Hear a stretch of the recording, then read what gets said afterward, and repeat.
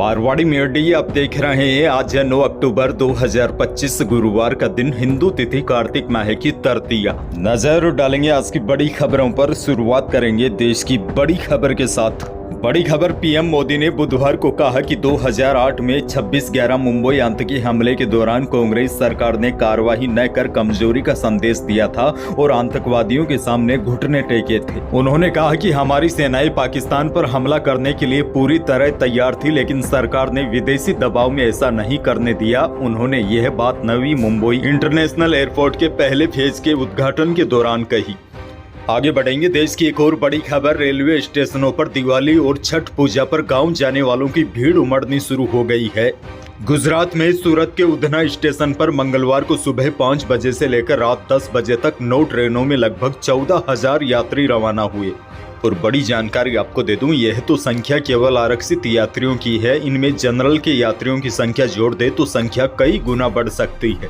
देखिए, दिवाली छठ पूजा के साथ इस बार बिहार के विधानसभा चुनाव भी होने हैं, इसीलिए रेलवे स्टेशनों पर जमकर भीड़ देखी जा रही है। अच्छा देखिए, रेलवे से जुड़ी एक और बड़ी और काम की अपडेट आपको दे दूं। अब आप अपने कंफर्म रेल टिकट में यात्रा तारीख का बदलाव कर सकेंगे और इसके लिए आपको कोई कैंसिलेशन फीस या एक्स्ट्रा चार्ज भी नहीं देना पड़ेगा। रेल मंत्री अश्विनी वैष्णव ने यह जानकारी 7 अक्टूबर को दी। यानी कि जैसे किसी यात्री की कंफर्म टिकट है और वह उसे आगे बढ़ाना चाहता है तो डेट में चेंज कर सकता है। बहरहाल आगे बढ़ेंगे, राजस्थान से बड़ी खबर। अंता विधानसभा सीट पर उपचुनाव के ऐलान के बाद राजनीतिक पार्टियों में उम्मीदवार को लेकर मंथन शुरू हो गया है। इसी बीच कांग्रेस पार्टी से युवा नेता नरेश मीणा ने अंता सीट से चुनाव लड़ने के लिए टिकट की मांग की थी, लेकिन नरेश मीणा की इस मांग को एक बार फिर ठुकरा दिया है। वहीं अंता विधानसभा सीट से एक बार फिर पार्टी ने प्रमोद जैन भाया पर भरोसा जताया है। वहीं दूसरी ओर बीजेपी भी अब जल्द ही उम्मीदवार घोषित करने की तैयारी में है। नरेश मीणा अंता से निर्दलीय चुनाव लड़ने की घोषणा कर चुके हैं। आगे बढ़ेंगे, राजस्थान से एक और बहुत बड़ी खबर। सीताराम सेंचुरी चित्तौड़गढ़ में नोफिला फिलिप्स नाम की दुर्लभ मकड़ी नजर आई। Wildlife ACF Ram Mohan Meena ने इस मकड़ी को जाला बुनते अपने कैमरे में कैद किया। वहीं वाइल्ड लाइफ एक्सपर्ट का दावा है कि इस मकड़ी का जाल स्टील से भी 5 गुना मजबूत होता है। एक्सपर्ट बताते हैं कि बुलेट प्रूफ जैकेट और सर्जिकल स्टिचिंग यानी कि टांके लगाने के काम में भी इस धागे को यूज में लिया जाता है। इसे गोल्डन सिल्क ऑर्ब वीवर के नाम से भी जानते हैं। और देखिए, इस मकड़ी की खासियत के कारण इस मकड़ी को प्रकृति की बायो इंजीनियर भी कहा जाता है। आगे बढ़ना होगा, एक और बड़ी खबर। हाल ही के कुछ ही महीनों में प्रदेश में कई बड़े हादसे देखने को मिले हैं। पहले झालावाड़ में हुए स्कूल हादसे से खूब हंगामा मचा था, जबकि सरकारी अस्पताल में वितरित होने वाले कप सिरप से बच्चों की मौत का मामला अभी थमा ही नहीं था कि अब एसएमएस अस्पताल के आईसीयू वार्ड में हुए आगजनी की घटना से पूरे प्रदेश में बवाल मच गया है। अब इन सब घटनाओं को लेकर पूर्व सीएम अशोक गहलोत ने प्रदेश सरकार पर तीखा प्रहार किया है। गहलोत ने भजनलाल सरकार को लेकर कहा कि इस सरकार में त्रासदी के सिवाय और हो क्या रहा है। उन्होंने सरकार को नाकाम बताते हुए कहा कि जनता परेशान है, सरकारी सिस्टम बुरी तरीके से चरमराया हुआ है। एक और बड़ी और काम की खबर, यमुना जल को लेकर राजस्थान और हरियाणा के बीच पंचकुला में सकारात्मक बैठक हुई। राजस्थान और हरियाणा के अधिकारियों की टास्क फोर्स की यह चौथी बैठक हुई। शेखावाटी तक पानी लाने के लिए राजस्थान ने कई सुझाव दिए हैं। इस बैठक में राजस्थान ने हथनी कुंड से सिरसा ब्रांच करीब 80 किलोमीटर तक पानी लाने के 3 रास्ते बताए हैं। यमुना नदी, नेशनल हाईवे और वेस्टर्न यमुना कैनाल से पानी लाने का सुझाव दिया गया है। राजधानी जयपुर से बड़ी खबर। जयपुर में 200 सिलेंडर में ब्लास्ट के बाद सुबह रेस्क्यू के दौरान टैंकर से केमिकल का रिसाव शुरू हो गया। पुलिस ने इसके आसपास बैरिकेडिंग करके लोगों को हटाया। आसपास के रेस्टोरेंट, ढाबों को भी खाली कराया गया। दरअसल आपको बताते चले, मंगलवार देर रात जयपुर अजमेर हाईवे पर मोखमपुरा में एलपीजी सिलेंडर से भरे ट्रक को केमिकल टैंकर ने टक्कर मार दी थी। इसमें आग लग गई और एक एक करके 200 सिलेंडर फट गए। टैंकर का ड्राइवर रामराज मीणा जिंदा जल गया। 5 लोग घायल बताए जा रहे हैं। बाड़मेर से बड़ी खबर। बाड़मेर के थार महोत्सव में करीब 52 लाख रुपए की ज्वेलरी पहनकर आई नक्षत्री जानी थार सुंदरी बनी। वह नेशनल लेवल की टेबल टेनिस प्लेयर है। वहीं रोबदार दाढ़ी मूंछों वाले धर्मेंद्र डाबी को थार श्री का खिताब मिला। धर्मेंद्र पेशे से मैकेनिक है। बाड़मेर की रहने वाली नक्षत्री ने झुमका, बोर, नथनी, आड़, बाजूबंद, चंद्रहार, कमरबंद, रानी हार समेत करीब 12 तरह की ज्वेलरी पहनकर पहुंची। इनका वजन करीब 35 तोला था। नक्षत्री ने बताया कि मुझे तैयार होने में 4 घंटे लगे। नागौर से बड़ी खबर, बेमौसम बारिश से मूंग, तिलहन समेत कई फसलों को भारी नुकसान पहुंचा। अब किसानों की मांग है कि सरकार किसानों की जल्दी सुध ले। दीपावली से पहले किसानों को मुआवजा देने की मांग को लेकर भारतीय जनता पार्टी के प्रतिनिधि मंडल ने जिला कलेक्टर अरुण कुमार पुरोहित से मुलाकात की।